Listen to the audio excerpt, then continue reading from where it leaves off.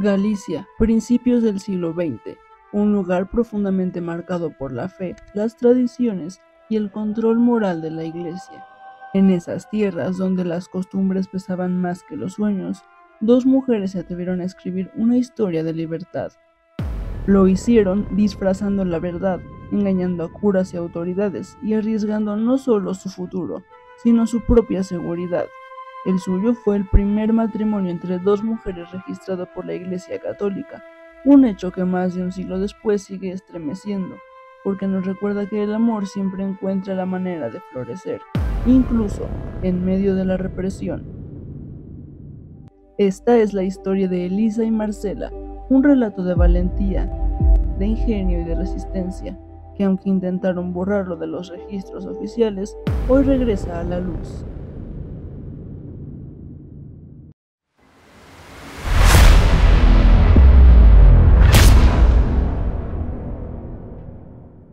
Sean bienvenidas, almas intrépidas. Hoy en el canal abrimos las puertas de Crónicas Ocultas, un espacio donde el amor, la identidad y la rebeldía se entrelazan en historias que la sociedad intentó silenciar. Aquí recordaremos vidas que desafiaron las normas, que se atrevieron a existir fuera de lo permitido y que con su valentía dejaron huellas imborrables. Hablaremos de amores secretos, de identidades ocultas, de mujeres y hombres que rompieron las cadenas de su tiempo, para mostrarnos que siempre hubo quienes lucharon por vivir su verdad. Estas son las historias que no aparecen en los libros oficiales, pero que merecen ser contadas. Bienvenidos a Crónicas Ocultas.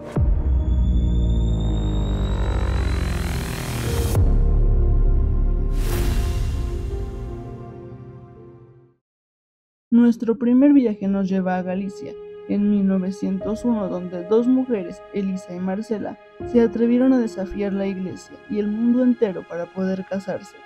Un hecho que más de un siglo después sigue estremeciendo a quienes lo descubren. A finales del siglo XIX y principios del siglo XX, España vivía bajo un fuerte peso de las normas sociales conservadoras y la influencia de la Iglesia Católica. Las mujeres tenían opciones limitadas. La enseñanza elemental era una de las pocas profesiones respetadas que les ofrecía cierta independencia económica.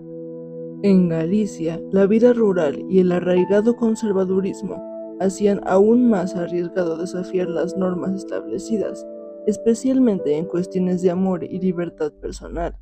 Marcela y Elisa nacieron en la segunda mitad del siglo XIX y se formaron como maestras en la Escuela Normal de Maestras de A Coruña, un espacio donde muchas mujeres jóvenes coincidían por primera vez fuera del entorno familiar.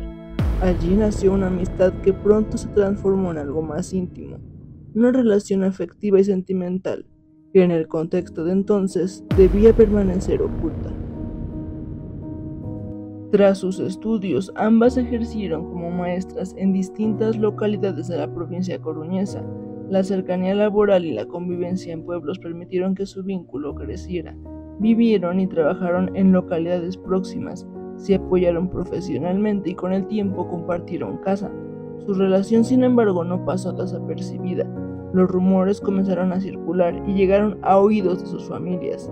Los padres de Marcela, alarmados por el vínculo tan estrecho con Elisa, decidieron enviarla a Madrid para continuar allí sus estudios, con la esperanza de separarlas, pero la distancia no hizo más que reforzar sus sentimientos. Cuando Marcela regresó a Galicia, retomó la convivencia con Elisa, y el lazo entre ellas se hizo aún más sólido. A pesar de la desaprobación familiar y de las miradas curiosas de la comunidad, Marcela y Elisa consolidaron su relación en silencio. Sabían que vivían un amor prohibido, en un tiempo hostil, pero también que no estaban dispuestas a renunciar la una a la otra. En primavera de 1901 la pareja decidió casarse, lo cual era obviamente ilegal en aquella época. Fue entonces cuando Elisa ideó un plan: adoptar una identidad masculina bajo el nombre de Mario Sánchez, utilizando la identidad de un primo suyo muerto en un naufragio. Se cortó el pelo, vistió traje, consiguió una cédula de identidad y logró ser bautizada como Mario, apenas unas semanas antes de la boda. El 8 de julio de 1901, en la parroquia de San Jorge de A Coruña, se celebró la ceremonia. En el acta matrimonial quedaron inscritos los nombres de Marcela García Ibeas y Mario Sánchez. El cura no sospechó del engaño y la unión se llevó a cabo. Tras la ceremonia se fueron a almorzar a casa de una amiga y después al estudio de fotografía del señor Cellier para tomarse el retrato que durante un tiempo colgaría en el escaparate de la tienda. Sin embargo, pronto fueron descubiertas, cuando Elisa, en su disfraz de Mario, fue a la parroquia a recoger el certificado de matrimonio. Los rumores ya habían llegado a oídos del párroco, así que decidió llamar a un médico para que la inspeccionara y determinara si era hombre o mujer. Pronto la noticia corrió como pólvora. El párroco, al descubrir la verdad, denunció el caso. La prensa no tardó en hacerse eco del caso. Periódicos locales y nacionales publicaron titulares sensacionalistas que hablaban del matrimonio imposible o de un engaño al mismísimo sacramento del matrimonio. Las notas de prensa mezclaban el morbo con el escarnio público, describiendo con detalle la apariencia de Elisa disfrazada de hombre y ridiculizando la unión. El caso incluso trascendió fronteras. Medios internacionales informaron con asombro de la boda de dos mujeres en España. Las autoridades eclesiásticas y civiles reaccionaron con fuerza, y Marcela y Elisa se vieron forzadas a huir para evitar ser detenidas. Buscando refugio, escaparon a Portugal, pero el 16 de agosto de 1901 fueron detenidas por la policía portuguesa. Los cargos: falsedad, escándalo público, y aunque no lo dijeran en voz alta, el verdadero motivo era haberse casado.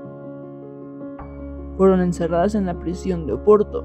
Durante semanas sus nombres aparecieron en periódicos de España y Portugal, generando un revuelo legal y social. España pedía su extradición, pero las autoridades portuguesas finalmente las dejaron libres.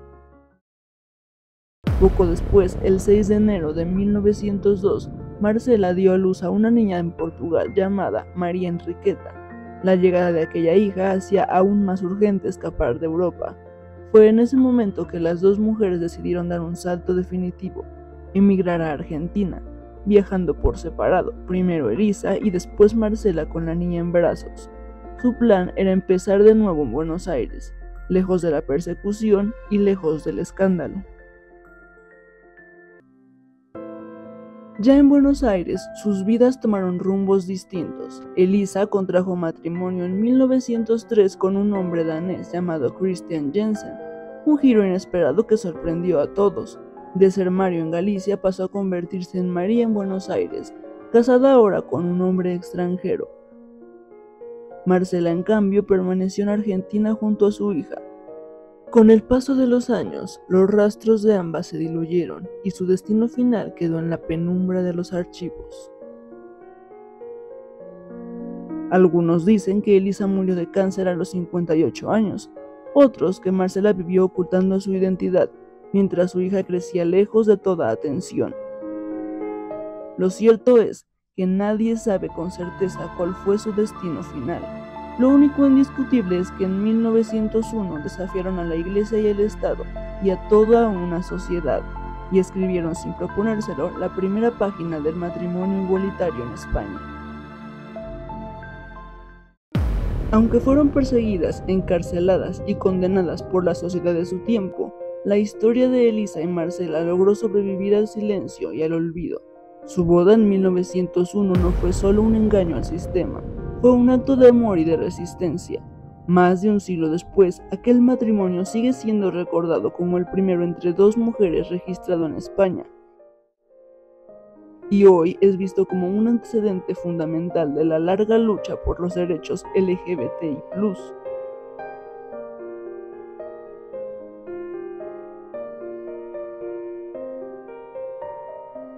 Su valentía ha inspirado a historiadores, escritores y cineastas y activistas.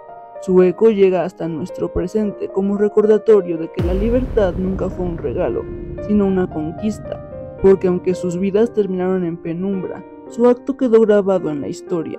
Elisa y Marcela nos enseñan que el amor siempre encuentra caminos, incluso en medio de la persecución, la censura y el miedo. Quizás nunca sepamos cuál fue su verdadero destino, pero lo cierto es que al casarse en 1901 abrieron una grieta en un muro de siglos. Una grieta que con el paso del tiempo se transformó en una puerta para que otros y otras pudieran vivir su verdad. Ese es el verdadero legado de Elisa y Marcela, haber demostrado que incluso en tiempos más oscuros, el amor puede desafiarlo todo. Y así cerramos el primer capítulo de Crónicas Ocultas. Si esta historia te conmovió, te invito a dejar tu like y compartir tu opinión en los comentarios, porque aún quedan muchas vidas ocultas, muchos rumores silenciados que merecen volver a ser contados.